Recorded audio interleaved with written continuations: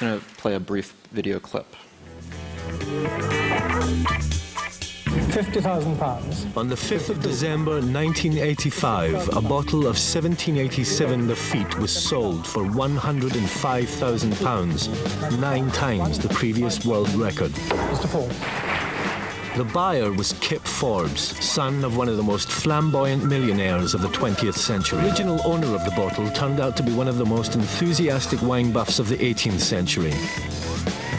Chateau Lafite is one of the greatest wines in the world, the prince of any wine cellar. Now that's about all the videotape that remains of an event that set off the longest-running mystery in the modern wine world. And the mystery existed because of a gentleman named Hardy Rodenstock. In 1985, he announced to his friends in the wine world that he had made this incredible discovery. Some workmen in Paris had broken through a brick wall and happened upon this hidden cache of wines, apparently the property of Thomas Jefferson, 1787, 1784. He wouldn't reveal the exact number of bottles, he would not reveal exactly where the building was, and he would not reveal exactly who owned the building. The mystery persisted for about 20 years. It finally began to get resolved in 2005 because of this guy.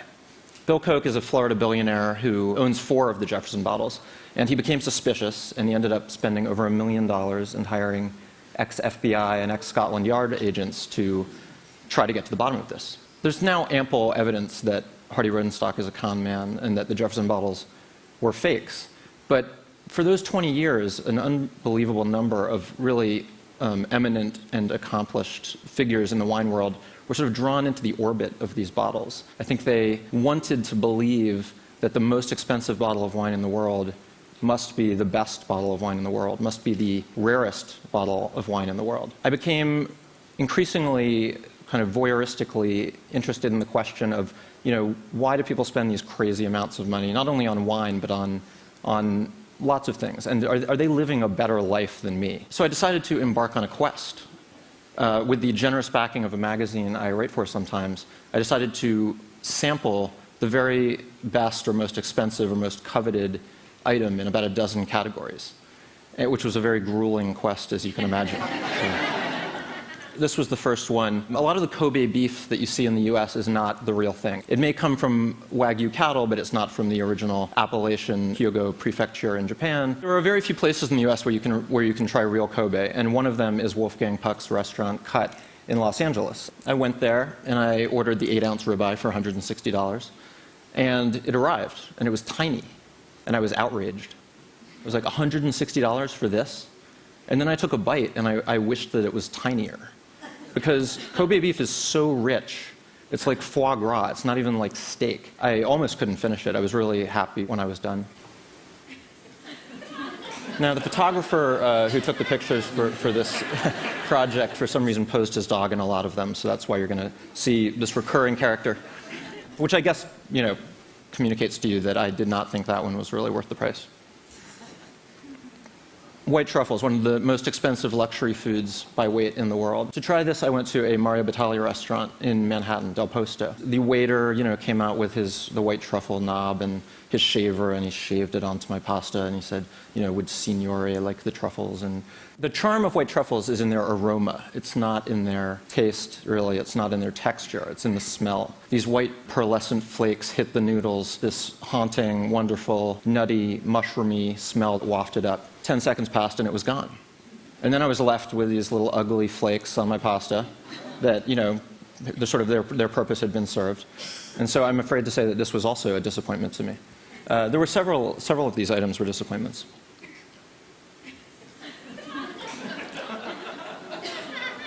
Yeah. The magazine wouldn't pay for me to go there. They did give me a tour, though. And this hotel suite is 4,300 square feet. It has 360-degree views. It has 4 balconies. It was designed by the architect I.M. Pei. It comes with its own Rolls-Royce and driver. It comes with its own wine cellar that you can draw freely from. When I took the tour, it actually included some Opus One. I was glad to see. $30,000 for a night in a hotel. This is a soap that's made from silver nanoparticles, which have antibacterial properties. I washed my face with this morning in preparation for this. And tingled a little bit and it smelled good, but I have to say that nobody here has complimented me on the cleanliness of my face today. So. Then again, nobody has complimented me on the jeans I'm wearing. These ones GQ did spring for. I own these. But I will tell you, not only did I not get a compliment from any of you, I have not gotten a compliment from anybody in the months that I have owned and worn these. I don't think that whether or not you're getting compliments should be the test of something's value, but I think in the case of a fashion item, an article of clothing, that's a reasonable benchmark. That said, a lot of work goes into these. They are made from hand-picked organic Zimbabwean cotton that has been shuttle loomed and then hand-dipped in natural indigo 24 times, but no compliments. Thank you. Armando Mani is a former filmmaker who makes this olive oil from an olive that grows on a single slope in Tuscany. And he goes to great lengths to protect the olive oil from oxygen and light. He uses tiny bottles. The glass is tinted. He tops the olive oil off with an inert gas. And he actually, once he releases a batch of it, he regularly conducts molecular analyses and post the results online. So you can go online and look at your batch number and see how the phenolics are developing and gauge its freshness. I did a blind taste test of this with 20 people and 5 other olive oils. It tasted fine, it tasted interesting, it was very green, it was very peppery, but in the blind taste test, it came in last. The olive oil that came in first was actually a bottle of Whole Foods 365 olive oil, which had been oxidizing next to my stove for 6 months.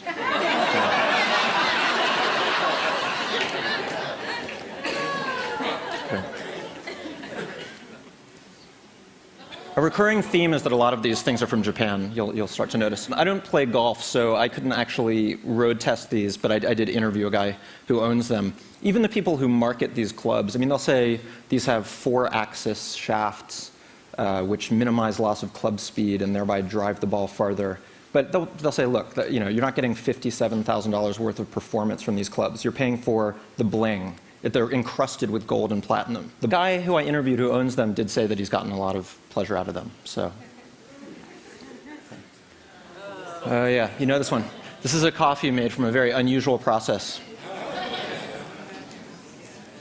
The luwak is an Asian palm civet. It's a cat that lives in trees, and at night it comes down and it prowls the coffee plantations. And apparently it's a very picky eater, and it homes in on only the ripest coffee cherries.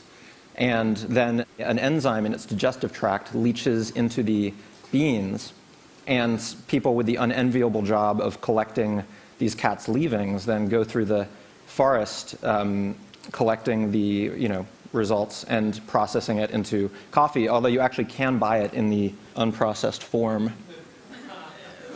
That's right. Okay. Unrelatedly, okay.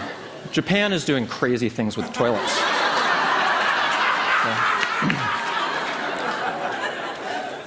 Okay. There is now a toilet that has an MP3 player in it. There's one with a fragrance dispenser. There's one that actually analyzes the contents of the bowl and transmits the results via email to your doctor. It's almost like a home medical center, and that is the direction that Japanese toilet technology is heading in. This one does not have those bells and whistles, but for pure functionality, it's pretty much the best, the NeoRest 600. And to try this, I couldn't get a loaner, but I did go into the Manhattan showroom of the manufacturer Toto, and they have a bathroom off of the showroom that you can use, which I used. It's fully automated. You walk towards it, and the seat lifts. The seat is preheated. There's a water jet that cleans you. There's an air jet that dries you. You get up, it flushes by itself. The lid closes. It self-cleans. Not only is it a technological leap forward, but I really do believe it's a bit of a cultural leap forward. A no hands, no toilet paper toilet, and I want to get one of these. This was another one I could not get a loaner of. Tom Cruise supposedly owns this bed. There's a little plaque on the end that each buyer gets their name engraved on it.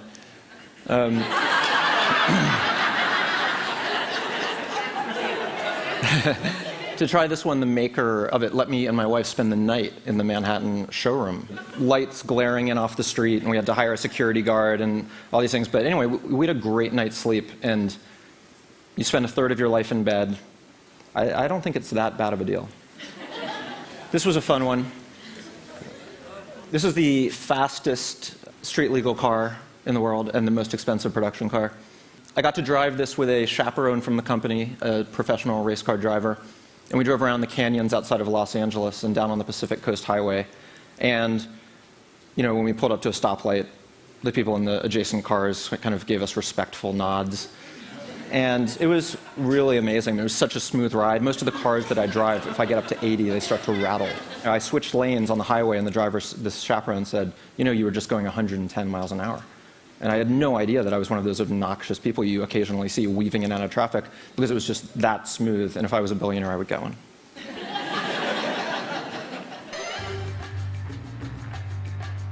This is a completely gratuitous video I'm just going to show of one of the pitfalls of advanced technology. This is Tom Cruise arriving at the Mission Impossible 3 premiere.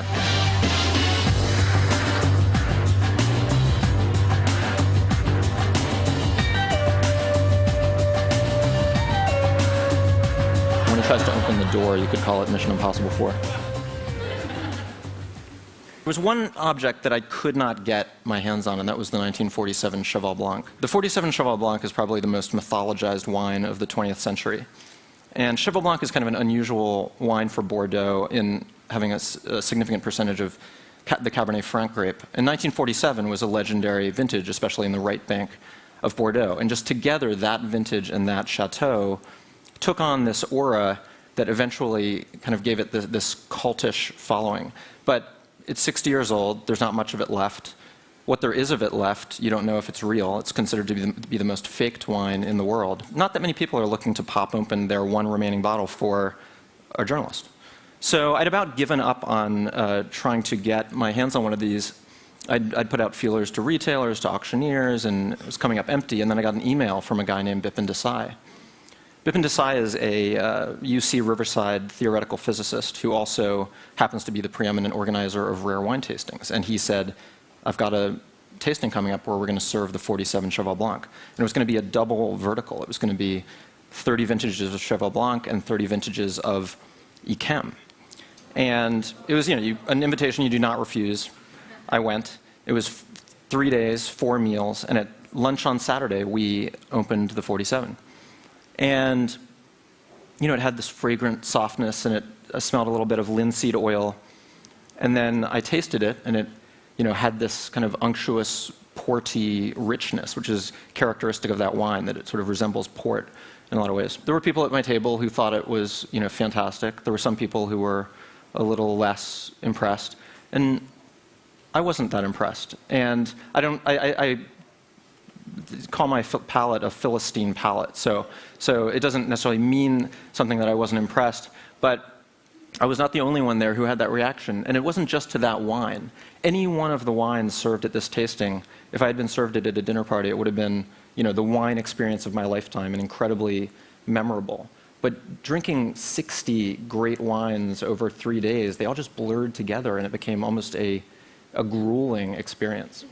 And I just wanted to finish by mentioning a very interesting study which came out earlier this year from some researchers at Stanford and Caltech. And they gave subjects the same wine labeled with different price tags. A lot of people, said that they liked the more expensive wine more. It was the same wine, but they thought it was a different one that was more expensive. But what was unexpected was that these researchers did MRI brain imaging while the people were drinking the wine. And not only did they say they enjoyed the more expensively labeled wine more, their brain actually registered as experiencing more pleasure from the same wine when it was labeled with a higher price tag. Thank you.